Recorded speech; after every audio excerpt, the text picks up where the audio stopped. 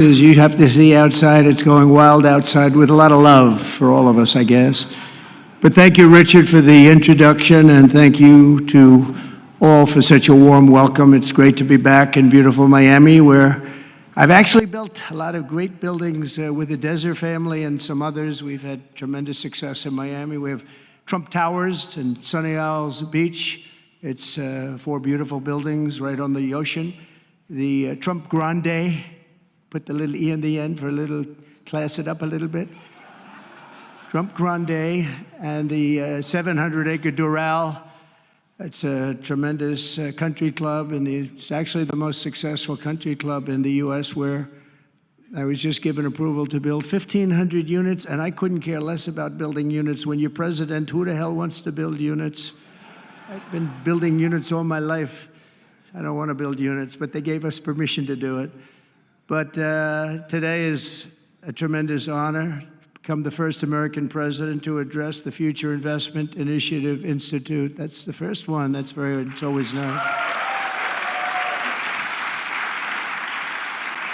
And I want to thank Mayor of Miami, Francis Suarez, for being here. Thank you very much, Francis, wherever you may be. Hi, Francis.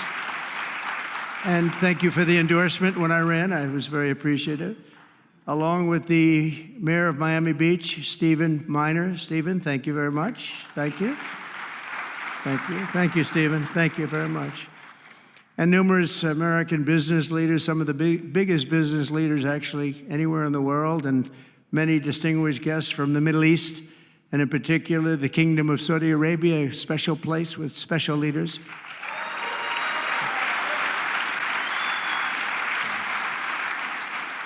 And including FII Institute Chairman and Governor of the Public Investment Fund, which is a seriously big fund. Yasser, I see you there. Stand up, Yasser. Everyone knows Yasser. Thank you. Great guy, great person. And Finance Minister Mohammed, thank you very much. Thank you, thank you very much. Good to see you again. That's pretty good, Finance Minister of that part of the world. That's not bad. Other parts of the world, not so good, but that one is good. And many other senior government leaders. I also want to recognize the Kingdom's ambassador to the United States, Her Royal Highness Princess Rima. Ooh, very popular. Very popular. Wow, that's very nice. Sitting next to Elon. Wow, you couldn't do better than that, huh? As well as my own special envoy to the Middle East, who's really done a fantastic job, Steve Witkoff. Thank you, Steve. He's been busy.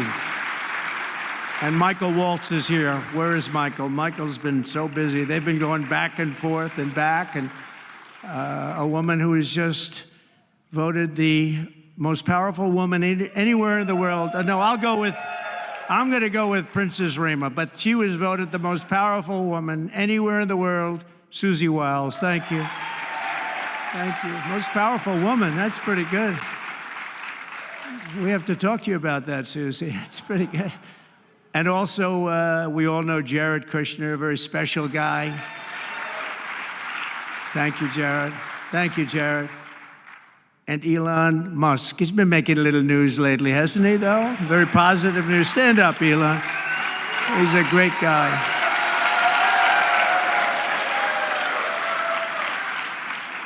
We did a little show last night. I heard they got very good ratings, too, by the way. We did. Hannity. Sean Hannity was fantastic, a fantastic man, a fantastic guy, and he did a show, and it was great being on the show with you last night. I come today with a simple message for business leaders from all across the nation and all around the world. If you want to build the future, push boundaries, unleash breakthroughs, transform industries, and make a fortune, because you want to make a fortune. Most of you have already made a fortune. I don't want to say that. There's no better place on earth than the current and future United States of America under a certain president named Donald J. Trump. I think that you're going to do very well. They're saying that November 5th, Election Day, 2024 will go down as one of the most important days in the history of our country. They said in 129 years, the most consequential election. I don't know if they're right about that or not, but it sounds good. I wanted to see if I could get a couple of more years tacked on, but I figured the fight wasn't really worth it. 129 is a lot. And as of January 20th, 2025, the dark days of high taxes, crushing regulations, rampant inflation, flagrant corruption, government weaponization. Oh, I know about weaponization. And total incompetence will be gone forever. They'll be gone forever. Because the United States is back and open for business, and the golden age of America has officially begun. You see it happening. Since my election, America's economic engines have come roaring back to life in just a very short period of time. Think of it, from November 5th, the progress that's been made has been amazing. The NASDAQ is up nearly 10% in just a few months, and that's a lot. The Dow Jones Industrial Average is up 2,200 points, and Bitcoin has set multiple all-time record highs because everyone knows that I'm committed to making America the crypto capital. We want to stay at the forefront of everything, and one of them is crypto, and Miami seems to be the center of the action, come to think of it, and maybe it'll stay there. Business optimism skyrocketed 42 points. Think of that in a single month, the most in history by far. That's the biggest increase in history by not even close. The ISM index of manufacturing activity surged into positive territory for the first time in many years. Amazing. And it was just announced, this is an interesting one, I didn't realize it was that bad for so long, but it was just announced by one of the nation's most historically accurate and respected pollsters, Rasmussen, that the number of Americans who believe our country is on the right track now exceeds those who think it's heading in the wrong direction for the first time in 20 years. Can you believe that? 20 years. And this is really a seismic 27-point swing from just before the election. Nobody's ever seen anything like that one, yes, sir. I want to tell you, that's a big one. The best and most successful business leaders on earth are now racing to invest in the United States. Since November, DMAC has announced plans to invest $40 billion in the U.S., creating at least 10,000 jobs. SoftBank has announced investments of between $100 and $200 billion, creating at least 100,000 American jobs. Oracle and OpenAI and SoftBank are now collectively committing $500 billion to keep the United States on the cutting edge of artificial intelligence, and so many more. I mean, so many companies that want to come to the White House and have a little news conference all the time. I said, why don't you just announce it? But they want to come, and I'll do that. I don't mind doing that. I say anytime they want to go 10 billion or more, I'm there. 10 billion or more. But on his recent visit to the White House, the Prime Minister of Japan announced he anticipates Japanese investment in the United States of well over $1 trillion, and we're working on an Alaska pipeline already, which is the closest point to Asia. And as you know, the ANWR, which we've started, Ronald Reagan couldn't get it approved. Nobody could get it approved for so many years. Couldn't get it approved. I got it approved. Actually, I got it approved twice. I got it approved and Biden ended it. That was a shocker, but we just got it approved again. And we're going to be, it's probably the largest deposit maybe anywhere in the world, just by itself. It's, they say, of similar size to Saudi Arabia, so we hope that's correct. But all of this is only happening because of the world-changing results of the 2024 election. We won the House. We won the Senate, the White House, and the Electoral College, and the popular vote in a landslide. We also won all 7 swing states, and all 50 states shifted in the Republican direction for the first time ever. So every state, every single state of the 50 states shifted Republican. It's never happened before. Either way, it's never happened. And 85% of counties voted for Trump. Think of that. So you have 2,600 counties versus 525. 2,600, think of that. That's why when you look at the election map after it was all done, the certified map, the whole thing was red. 2,600 versus 500. It's a big difference. Nobody's seen anything like it, actually. So as a result of this very historic victory, investors from all over the planet once again have confidence in America's future and respect for America's leaders. And it's about time we get a little respect. The last administration was the worst and most incompetent in the history of our country, but we are moving quickly to fix every single disaster Joe Biden created and make America stronger and more prosperous than ever before.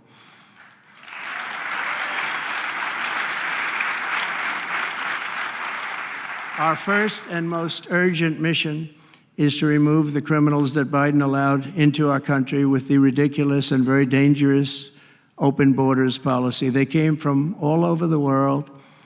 They came from prisons and jails. They came from mental institutions and insane asylums. They were gang members. They were drug lords. They came from all over, and they were allowed to come into our country. And we're getting them out in record levels, just like they came in record levels. I want to thank Tom Homan and Christie, who was just she's doing a fantastic job, governor of South Dakota, and Tom Homan, you know, and they are doing a fantastic job. And the results are incredible. And every country is taking them back. They're sending their criminals to us, and they're all taking them back. We had a little problem with a couple of them that ended very quickly. And because some said, we don't really want MS-13 back in our country. But I said, congratulations, you're taking them back. And they take them back. And by the way, Europe and other places ought to start also doing that. They better start looking at immigration, because it's really hurting Europe very, very badly. And they better get smart, and they better get tough before it's too late. We're also working to end the highest inflation in our country's history, all caused because they played with our energy policy and wasted money on the Green New Scam and other things such as that. And they wasted monies at never seen before levels. If Joe Biden had simply held federal spending at the pre-pandemic levels we had in 2019, we would have virtually no inflation. We're trying to balance the budget immediately, and because of the tariff income, which is really, it's already turned out to be amazing, actually. It's really meant more for bringing countries and companies into our country, but the numbers are rather staggering, because we're the big piggy bank that everybody wants to be, and they can play games and they can say, well, there'll be retribution and, you know, equal this and that, but they can't be equal. But we want to keep it so that we're the big piggy bank. And if we had years like we did the last 4 years, that wouldn't have lasted too long. So we're not promising it, but, you know, all of these things could happen. We hope to balance our budget. So I don't want to promise it, because if I do and we come about $10 short, the fake news media back there would say, we have breaking news. He did not make it. He did not make it. But we'll get it done very soon. It might not be this year, but it could be this year. Actually, we have a chance at getting it even this year, which people would be shocked at, because they were talking about 10 years, 15 years, 20 years from now. When I took office last month, we inherited the consequences of inflation. That was more than 4 times what it was when I left 4 years ago. Think of that. I left, it was at 1.4%. And the annual government spending over $1.5 trillion more than projected in 2020 alone, $1.5 trillion. But under the Trump administration, all of that is changing faster and more dramatically than anyone ever thought possible. They didn't think it was possible to do what we've done in just a very short period of time. We've accomplished more in 4 weeks than most administrations accomplish in 4 years. On my first day in office, I imposed an immediate federal hiring freeze, a federal regulation freeze, and a foreign aid freeze. I signed an order creating the Department of Government Efficiency and put a man named Elon Musk in charge. Thank you, Elon, for doing it. Thank you very much. And he's doing a great job. I wish you could have seen him last night. It's really, you know, he's a very committed person. He's a very serious person.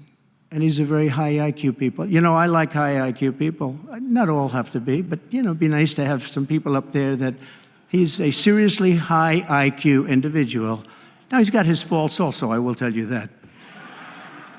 But not too many of them, which is now really waging war on government waste, fraud, and abuse, and they're curbing inflation and saving taxpayers billions and billions of dollars every single day. And there's even under consideration a new concept where we give 20% of the DOGE savings to American citizens and 20% goes to paying down debt, because the numbers are incredible, Elon.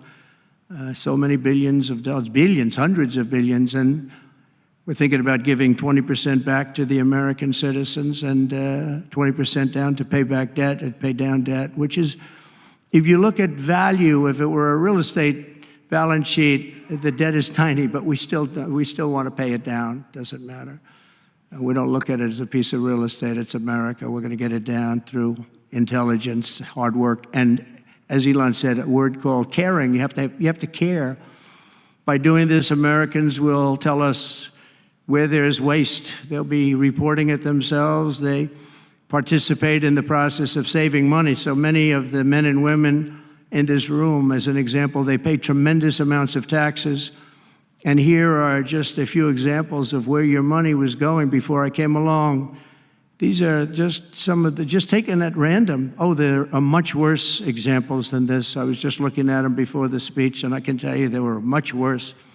And there are some that are horrible, but I don't want to really say them because they're very, very embarrassing to people, very, very embarrassing.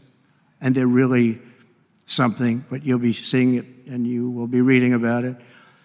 But just some taken at random, $2 million for sex change operations in Guatemala, $20 million for Sesame Street performances in Iraq. $20 million, that's a lot of money.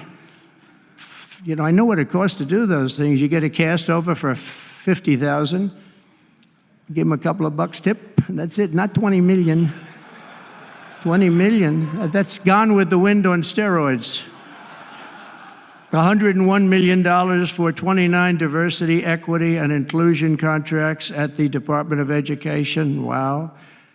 And we've canceled all of these, saved all of this money. And again, this is just a small sample. This could go on. I could read them all day. $520 million for a consultant. I want to know, who is that consultant? To do ESG, that's environmental, social, and governance investments in Africa. $25 million to promote biodiversity, conservation, and illicit livelihoods by developing socially responsible behavior in Colombia. $40 million to improve the social and economic inclusion of sedentary migrants. Nobody knows what that even means. None of this stuff, everyone's trying to figure out, what the hell does it all mean? $42 million for social and behavior changes in Uganda. 40 million's a lot of newspaper ads in Uganda. $70 million for research of evidence-based solutions for development challenges. $10 million for Mozambique medical male circumcision. What does that mean? $2.3 million for strengthening independent voices in Cambodia. $14 million for improving public procurement in Serbia. $486 million to the Consortium for Elections and Political Process Strengthening, including $22 million for inclusive, participatory political process in Moldova, and $21 million for voter turnout in India. What do we need to spend $21 million for voter turnout in India? Wow, $21 million. I guess they were trying to get somebody else elected. Wow, we ought to tell the Indian government, because when we hear that Russia spent about $2 in our country, it was a big deal, right? They took some internet ads for $2,000. This is a total breakthrough. $21 million for India elections. $29 million to strengthen the political landscape in Bangladesh. $20 million for fiscal federalism, and $19 million in addition to the $21 million for biodiversity conversion in Nepal, $1.5 million for voter confidence in Liberia. We need voter confidence too when you read this list. $14 million for social cohesion in Mali, $2.5 million for inclusive democracies in South Africa, $47 million for improving learning outcomes in Asia. Asia's doing very well. We don't need to give them money. And in another program, $50 million plus another $50 million for condoms for Hamas. You know about that? $100 million for condoms. Condoms. Does everybody know what a condom is? For Hamas, $100 million.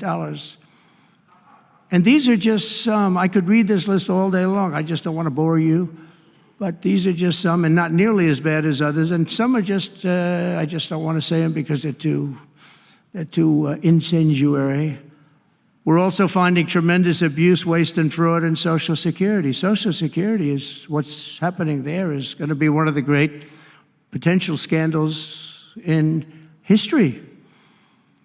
On the program, there are over 4.7 million Social Security numbers from people from 100 years old to 109. Think of that. Now, over 100, there aren't a lot of people that make it. Hopefully, most of the people in this room will make it, but historically, you don't have thousands and thousands of people.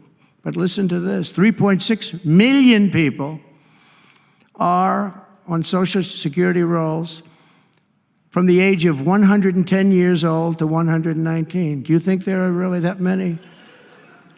Those people are seriously old. But it gets worse. 3.47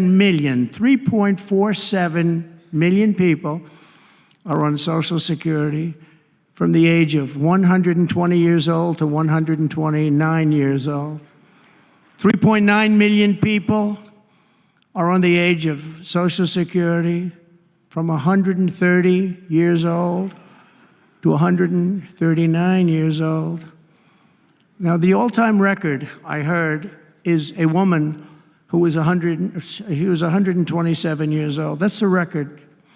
A woman from a certain country where they have actually people that live pretty long, actually. And she was 127 years old. That's pretty old. But we're topping her by millions of people.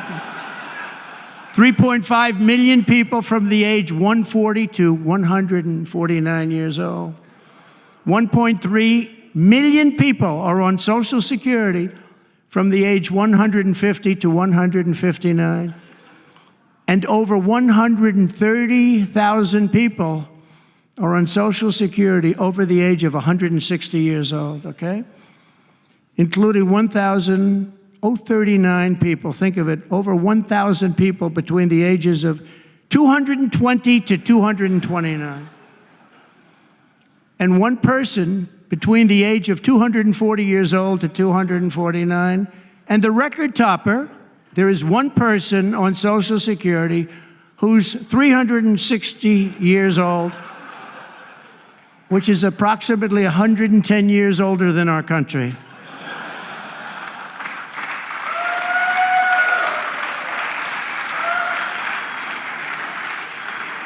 So what we're trying to find out, and what we will find out, is are people being paid from all of these, you know, somebody pocketing 10,000 here, 10,000 there, what's going on? So we'll find that out pretty easily because we have a lot of computer geniuses. I said to Elon, who are these people that are doing this, the DOGE people? I said, who are they? Where do they come from? He said, well, number one, they love our country. Number two, they're really genius at computers.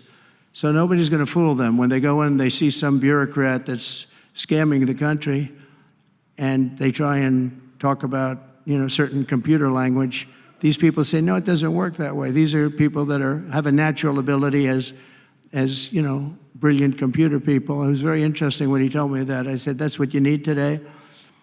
But all of these scams have now been terminated. In addition, over the past month, we have effectively eliminated the U.S. Agency for International Development, which was funding much of this lunacy. We virtually shut down the out-of-control CFPB, escorting radical left bureaucrats out of the building and locking the doors behind them. What they were doing was so terrible. Where they were spending the money was so terrible. What we haven't looked at yet, but will be, is does the money come back to them? Because nobody can be stupid like that. And they're not stupid, they're smart, actually. And, why are they doing that? Does money come back to them? So we'll figure that out pretty easily, I think, and quickly. But I've ended all of the so-called diversity, equity, and inclusion programs across the entire federal government and private sector, and notified every single government DEI officer that their jobs have been deleted. They're all deleted. And it's interesting, even these companies that have tremendous amounts of money, a number of them just announced, Walmart, if you can believe it, they just announced that they're stopping. And, these companies are writing off like $220 million. How can you spend that much money no matter what you're doing? If you're teaching something, you're going to have an instructor, you're going to talk, you're going to give them a book. Please read the book. Then you find they spent $225 million on that. What's going on? And we were going in the wrong way, and our military was really, although I tell you, we defeated ISIS with our military in 3 weeks. General Raisin Kane he's some general, he's a real general, not a television general. And 3 weeks, ISIS, and I asked him, and I saw some of his people that were so great, the soldiers. We have the greatest military in the world, but we don't have the greatest top leadership. That's why Afghanistan was such a horrible situation and so embarrassing and so many other things. But when we want to, with proper leadership, there's nobody even close to us. We have the best equipment in the world. We make the best equipment in the world. But we have the best military. But, we never fight to win. We fight to just keep it going forever. And when we fight to win, there's nobody that can even come close to us. But I was talking to General Dan Kane, we call him Raisin Kane, and I was told it would take about 4 years to defeat ISIS, and he did it in 3 weeks. I said to him, "What do you think, General? How long will it take?" "Sir, I think we should do it in less than 4 weeks. You're going to have time left over." And he did that. And we were told by the television generals it would take 4 years, so we did it. That's when I went to Iraq. I flew to Iraq, and late at night, the dark of night, all the windows closed, all the lights off in the plane, and Air Force One. And we flew in, and it was pretty amazing. I'll tell you, we were landing, and there were no lights in the plane. "Sir, we have to turn off all lights." I said, "You mean we spend $9 trillion and we have to fly in an Air Force One with the lights off?" And I went up to the pilot, said hello. And by the way, these guys are like central casting. These are the best-looking human beings. Everybody is like perfect. The most handsome people, the best-looking people you've ever seen with the flat tops and the whole thing. And I was a little concerned because the lights are off and everything's off, and even the lights in where he was were down, very dim, very, very dim, with all of the lights on the fancy dashboards of the plane, of Air Force One. We're getting a new Air Force One if they can ever finish the damn thing. We're getting 2 of them, actually. But we may have to go a different route because it's taken them a long time. We're going to get military that's going to start building. We're going to get people to start building properly again in our country because they don't build properly. This was Boeing.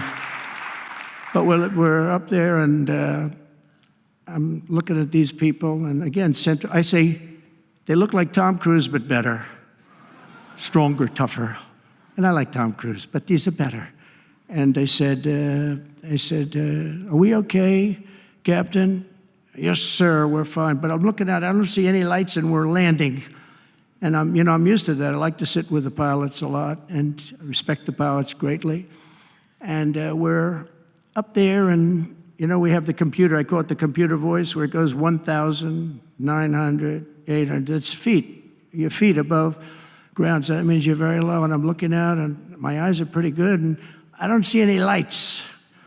And the computer goes out. Sounds like an intelligent individual. It goes 1,000. We're 1,000 feet up. It's a 10-story building. There's a big plane. And then it goes 900, 800, 700. I say, "Captain, Captain, we don't see any lights. Is everything?" "Yes, sir, everything's fine, sir. We'll be landing in 3 minutes." And then it goes like 600, 500. Captain, are we okay? And then he goes 400, 300, 200, and I'm saying, man, there's nothing out there. And then he goes, boom, perfect landing right on this thing. There are no lights on the runway. There's no, I don't know how the hell they do it, but I'm sure as hell glad we had somebody that knows how to fly. But they didn't want to have any lights because they didn't want the enemy. After spending, you know, years and trillions of dollars, we have to land with Air Force One with no lights on the runway. But they were incredible people. And then I got out of the plane and I actually asked my people, you know, I said, excuse me, I was very brave sitting in that cockpit. Am I allowed to give myself the Congressional Medal of Honor? And they said, I don't think so, sir. I said, well, I felt I was extremely brave. But now here's the problem with saying a story like that when you kid. The press will say, President Donald Trump wanted to give himself the Congressional Medal of Honor. Headlines, you know, headlines all over, the fake news. We call it the fake news, but we're all wise to them. But it was something, and then I went down, and it was the same thing. I'm standing on the top, and I look down, and there's these handsome people. Everybody's like from a movie set, good-looking guys. I get down the stairs, and what's your name? My name is Kane, sir. What's your first name? They call me Raisin. I say, wait a minute, your name is Raisin Kane? I love you. I've been looking for you for 5 years. You are the great. This is what I want. And there was a general next to him. There was a colonel. There was a drill sergeant, a master sergeant. They were all like people. I could make a movie right now. I'd have the best-looking people ever. And they were great. And then I went in and, sir, would you like to rest before the bed? No, I don't want to rest. I don't want to rest. I've been resting on the plane, other than the last few moments, which were quite harrowing. And I said, I don't want to rest. He was thinking about Biden in advance, you know? Biden would have gone there. He would have rested for days. And then they wouldn't have had a meeting. He'd just go home. No, I said, I don't want to rest. I don't want to rest at all. I want to go. So we went into this like bunker, and we had a lot of very good, talented people. And that's when I asked him. I said, you know, I'm hearing it's going to take a long time. No, that's not right, sir. It's not going to take a long time. We'll have it done in 4 weeks. I said, how can you say 4 weeks when in Washington they said 4 years? He said, 4 weeks, sir. We'll hit them left, we'll hit them right, we'll hit them up the center, we'll hit them underground and overground, we'll knock the hell out of them, sir. And I said, why is it that they said so long? He said, because they wouldn't let us fight. And we're very far away. They want us to fight for this, from this airport.